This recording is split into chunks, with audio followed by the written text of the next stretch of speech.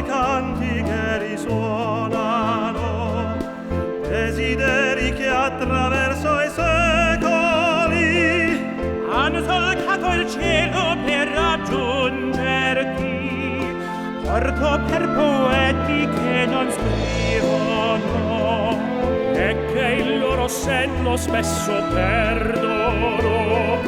Tu accogli i sospiri di chi spatima e regali un suono ad ogni anima.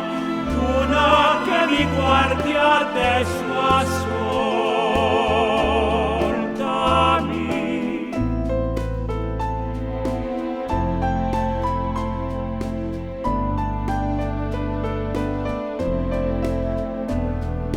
Luna, tu che conosci il tempo dell'eternità e il sentiero stretto della